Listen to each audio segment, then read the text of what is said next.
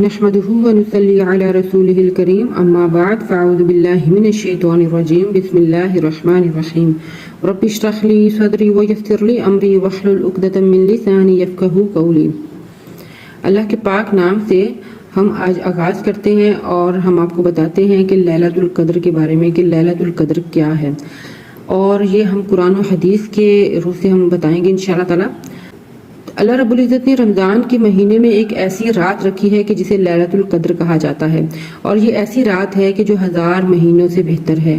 وہ رات کے جس میں فرشتے اپنے رب کے حکم سے اترتے ہیں، اور وہ رات کے جس میں روح الامین یعنی کہ سیدنا جبریل علیہ السلام اترتے ہیں۔ وہ رات کی جو برکتوں والی ہے، وہ رات کی جو سراسر سلامتی ہے۔ رب العزت نے فرمایا اِنَّا أَنزَلْنَاهُ فِي لَيْلَةِ الْقَدْرِ وَمَا أَدْرَاكَ مَا لَيْلَةُ الْقَدْرِ لَيْلَةُ الْقَدْرِ خَيْرٌ مِّنْ أَلْفِ شَهْرٍ تَنَزَّلُ الْمَلَائِكَةُ وَالرُّوحُ فِيهَا بِإِذْنِ رَبِّهِمْ مِنْ كُلِّ أَمْرٍ سلام ہی حتی مطلع الفجر۔ یقیناً ہم نے اس قرآن کو لیلۃ القدر میں نازل کیا، اور تم کیا جانو کہ لیلۃ القدر کیا ہے۔ لیلۃ القدر 1000 مہینوں سے بہتر ہے۔ فرشتے اور روح اس میں اپنے رب کے حکم سے ہر کام کے بارے میں اترتے ہیں۔ وہ رات فجر کے طلوع ہونے تک سلامتی ہی سلامتی ہے۔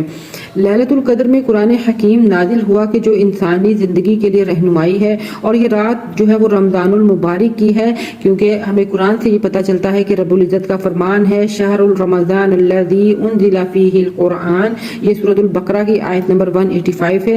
رمضان کا مہینہ وہ ہے کہ جس میں قرآن نازل کیا۔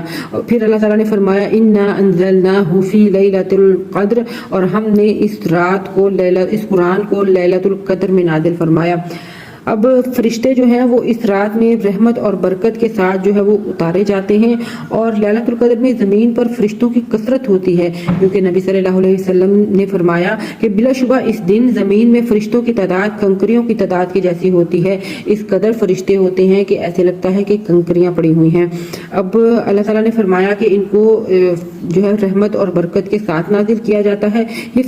حافظ ابن کثیر رحمت اللہ کہتے ہیں کہ اس رات کی بہت زیادہ برکت اور برکت کی وجہ سے اس میں کثرت سے فرشتے نازل فرماتے ہیں۔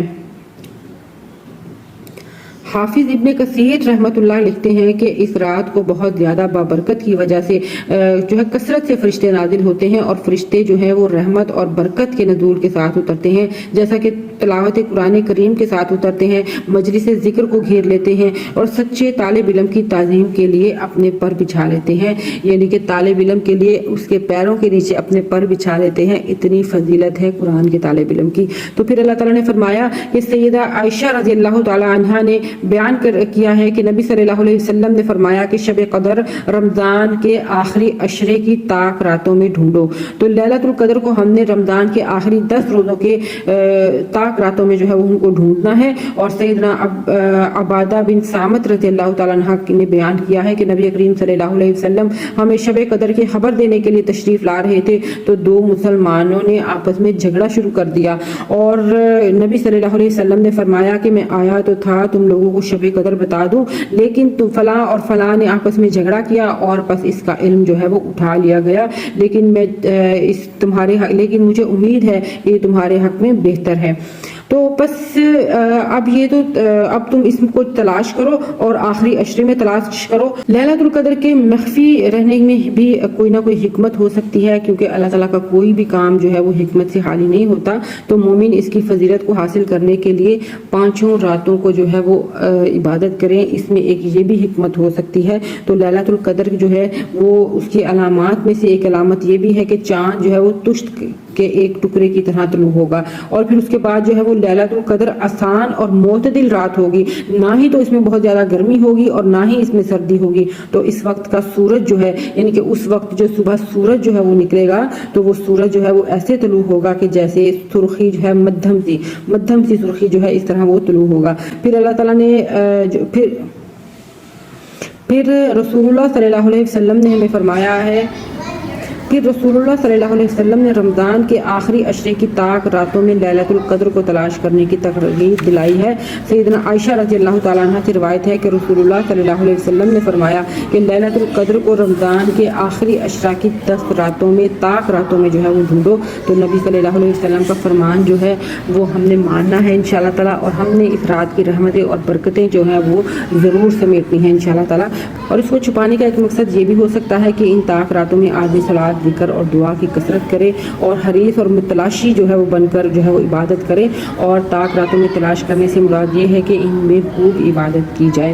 اور اس کے بعد جو ہے وہ رمضان کا مہینہ شروع ہوا تو رسول اللہ صلی اللہ علیہ وسلم نے فرمایا کہ تمہارے پاس یہ ایک مہینہ آ گیا ہے، اس میں ایک رات ہے کہ جو 1000 مہینے سے افضل ہے، اور رات کا ثواب حاصل کرنے سے محروم رہا وہ ہر بھلائی سے محروم رہا، اور جو خیر سے وہی محروم رہتا ہے کہ جو واقعی محروم ہو۔ تو اب یہ دیکھیں کہ اس رات میں جو محرومی ہے وہ اس سے بڑھ کر محروم انسان کوئی بھی نہیں ہے کہ جس نے اس رات کو نہیں پایا۔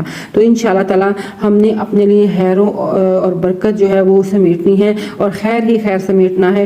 اس وجہ سے انشاءاللہ تعالی اس کوشش کریں کہ ان طاق راتوں میں ضرور اللہ تعالیٰ کے سامنے لمبے لمبے قیام کریں، لمبے لمبے سجدے کریں، اور لمبی لمبی دعائیں کریں، تلاوت قرآن کریں، صدقہ جو ہے وہ کریں۔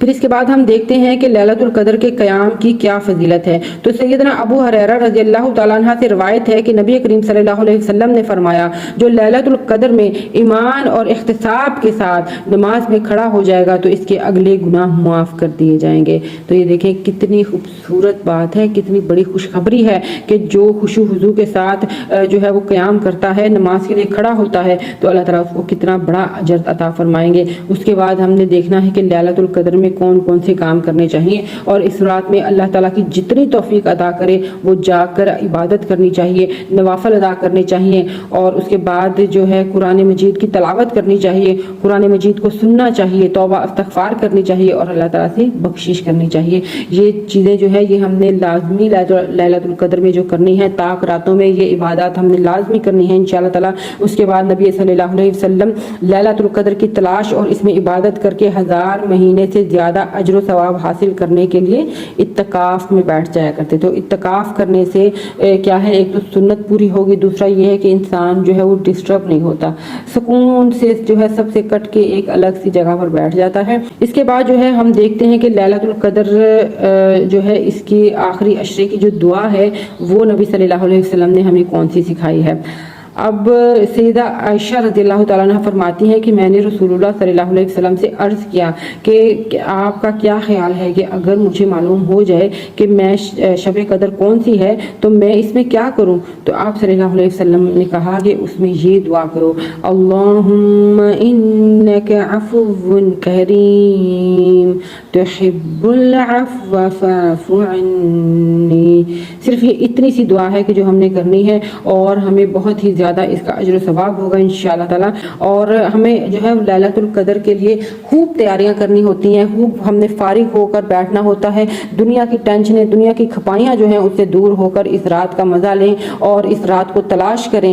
بہت ہی خوبصورت موقع ہے، اللہ تعالیٰ نے ہمیں یہ رمضان دیا ہے تو اس رات کو ضائع نہیں کرنا، اس رات کو ضرور ہم نے کھوجنا ہے۔ ہو سکتا ہے ہم اس رات کو پا لیں، اور انشاءاللہ تعالیٰ ہم اللہ تعالیٰ سے دعا ہے کہ اللہ تعالیٰ جو ہے وہ ہر مسلمان کو جو ہے رمضان کے آخری عشرے میں عبادت کرنے کی توفیق عطا فرمائے، اور خوب محنت کے ذریعے لیلۃ القدر کو تلاش کریں، اور انشاءاللہ تعالیٰ اللہ تعالیٰ سے توفیق مانگتے رہیں اور اس کا عمل کو کرتے رہیں۔ اللہ تعالیٰ ہم سب کو توفیق عطا فرمائے۔ وما علینا الا البلاغ المبین وما توفیق الا باللہ، سبحانک اللہم وبحمدک، نشہد ان لا الہ الا انت، نستغفرک ونتوب الیک۔